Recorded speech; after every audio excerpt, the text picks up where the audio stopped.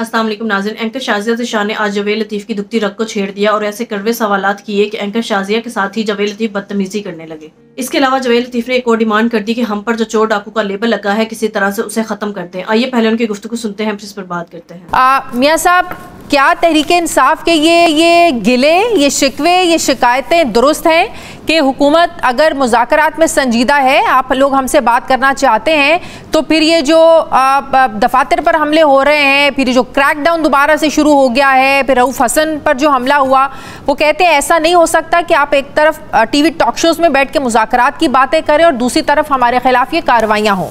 नहीं, देखें, दो चीज़ें हैं ना। टीवी टॉक शो कभी इनकलाब करते हैं, ना इनका तहफ़्फ़ुज़ हुआ करता है, ना हमले हुआ करते हैं, ना मुज़ाकरात होते हैं। ये सारी चीज़ें जब तक अमलन आप दिली और ज़हनी तौर पे तैयार ना हो, उस वक्त तक मुमकिन नहीं है। हाँ, हम बात कर सकते हैं 9-10 मई के पहले वाले इमरान खान से, मगर 9-10 मई के इमरान खान से बात नहीं हो सकती। जुडिशल कमीशन बनना चाहिए। जब तमाम फ्रीकैन जो हैं उनको एतराज़ नहीं है कि एक बात करते हैं बिल्कुल के खिलाफ जिस जुडिशल कमीशन की आप बात कर रहे हैं, पीटीआई तो चाहती है जुडिशल कमीशन बने। अभी आपने बड़ी एक इंपॉर्टेंट बात की है कि 9-10 मई वालों से बात हो नहीं सकती है, तो फिर राना सनाउल्लाह साहब किस कैपेसिटी में ये बात करते हैं कि आए, बैठे, मुज़ाकरात करें? इरफान सिद्दीकी साहब जो हैं वो पार्लियामेंट के फ्लोर पर खड़े होकर कहते हैं कि आए, ये वक्त है ये बात करने का, मुज़ाकरात करने का, हम मुज़ाकरात करने के लिए तैयार हैं। तो फिर हुकूमती लोग किसके कहने पर, किसकी इमाम पर मुज़ाकरात के लिए ग्रीन सिग्नल देते हैं? आपकी बातों से लग रहा है there is no choice, there is no option मुज़ाकरात के लिए। मैं इस चीज़ का भी मुखालिफ हूँ। मैं तो समझता हूँ कि आप बाहर बैठ के आइन कानून से हट के जो भी चीज़ तय करेंगे वो कभी भी पायदार नहीं हो सकती। तो ये जो तनाव दो इदारों के दरमियान बढ़ रहा है, तो फिर ये टेंशन कैसे ख़त्म होगी? ये मुल्क के लिए अच्छा नहीं है।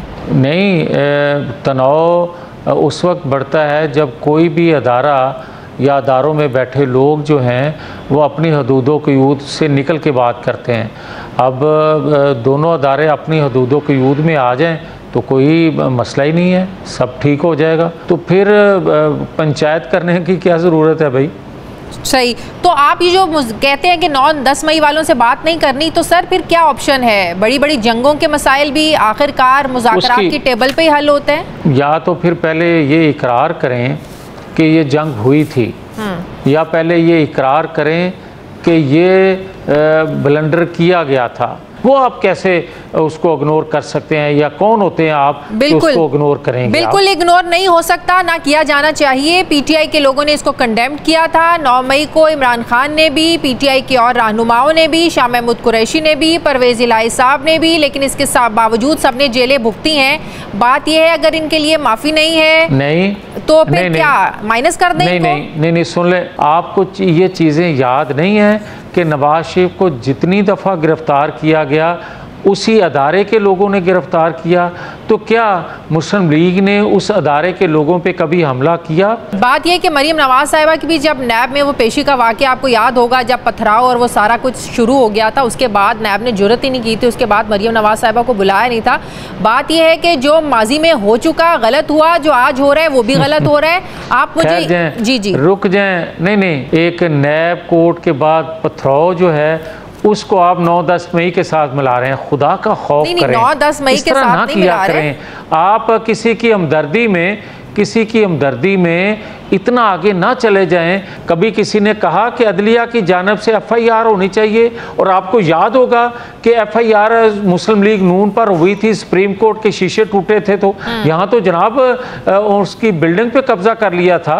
मुझे ये बताएं, जो पंजाब हुकूमत करने जा रही है कि 1971 के मुकदमात पर, 1971 के जो दिन है, जो शेख मुजीबुर रहमान की जो बातें हैं, 1971 का जो वाक़या है उस पर बात नहीं हो सकती। इमरान खान क्यों बार बार जिक्र करते हैं शेख मुजीब का? पीटीआई के लोग क्यों बात करते हैं शेख मुजीब की? इस पर भी मुकदमात बनेंगे। पंजाब काबीना ने फैसला किया है। सर क्या ये दुरुस्त है?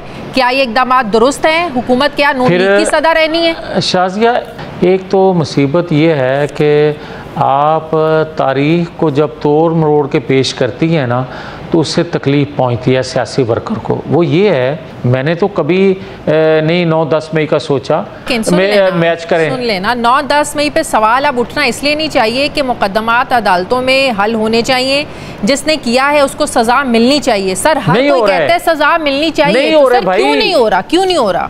बीबी नहीं हो रहा है। मोबिलाइजेशन जो हमारे खिलाफ की जाती थी और इसको एक सादक और मीन बना के 11-12 साल मीडिया के ज़रिए पेश किया गया, सिलेबस में बड़ा हैंडसम पेश किया गया और हमारे खिलाफ सिलेबस में गद्दार और डाकू चोर के मज़ामीन छापे गए, ज़राए अबलाग हमारे खिलाफ इस्तेमाल किए गए, बच्चों के ज़हन साजी की गई हमारे खिलाफ। कम अज़ कम उसको तो धो दें और इसका कम अज़ कम कोई बता ही दे तो फिर देख लेना कितनी मकबूलियत है इसकी। लोग इसको दिन के वक्त तारे दिखा दें। मियां साहब, आपकी पार्टी के बाकी लोग फिर क्यों मुज़ाकरात की बात करते हैं? क्यों कहते हैं कि नवाज शरीफ साहब भी चाहते हैं कि बात होनी चाहिए, बात को मतलब कि आगे बढ़ना चाहिए? भाई मुज़ाकरात, मेरी बात सुन लें, मुज़ाकरात होते हैं बीबी सियासी जमातों से, वो हर वक्त होते हैं, मगर मुझे ये बताएं कि जब तक 9-10 मई किया नहीं था इमरान खान ने,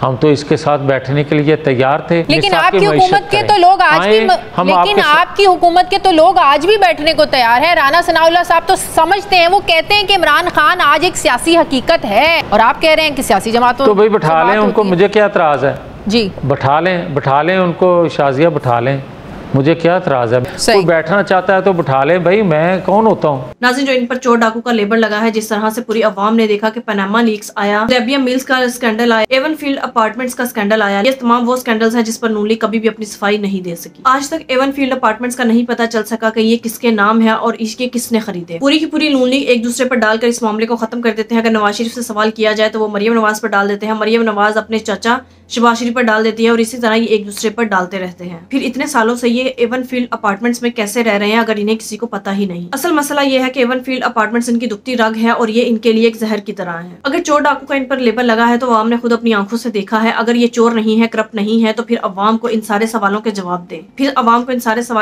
दे। कि एवनफील्ड अपार्टमेंट्स किसके नाम है और पैसा कैसे बाहर भेजा और एवनफील्ड अपार्टमेंट्स कब खरीदे। पनामा लीक्स में भी नवाज शरीफ के बेटों का नाम आया और अब दुबई प्रॉपर्टी लीक्स में भी नवाज शरीफ के बेटों का नाम आया। तो ऐसा क्या है कि पूरी दुनिया में जब भी कोई स्कैंडल सामने आता है तो फिर उसमें नवाज शरीफ का नाम क्यों जुड़ा हुआ आता है? नाज़रीन, जब इस तरह के मामलात होंगे तो फिर इन पर चोर डाकू का लेबल ना लगे तो फिर और क्या हो। अब देख सकते हैं जब से नून लीग आई है तब से गरीब अवाम गरीब से गरीब तर होती जा रही है, हमेशा तबाह हो रही है। जबकि नून लीग और पीपल्स पार्टी ये वो दो जमातें हैं जिनके कायदीन अमीर से अमीर तर होते चले जा रहे हैं। इसका मतलब कुछ ना कुछ ऐसा जरूर है जिसमें पाकिस्तानी अवाम और हमेशा तबाही और बदहाली की तरफ जा रही है। जबकि ये दो खानदान अमीर से अमीर तर कैसे होते चले जा रहे हैं। जब अवाम इनसे सवाल करती है कि आपके पास इतने अरबों रुपए की डॉलर और जायदादें कहाँ से आई, तो फिर इनसे इस सवाल का जवाब भी नहीं दिया जाता। और जब अवाम फिर इन्हें चोर डाकू कहती है तो इनसे ये बात भी हजम नहीं होती। नाज़रीन, आपके इस बारे में क्या राय है? कमेंट में जरूर बताइएगा। अगली वीडियो में मिलते हैं, तब तक के लिए अल्लाह।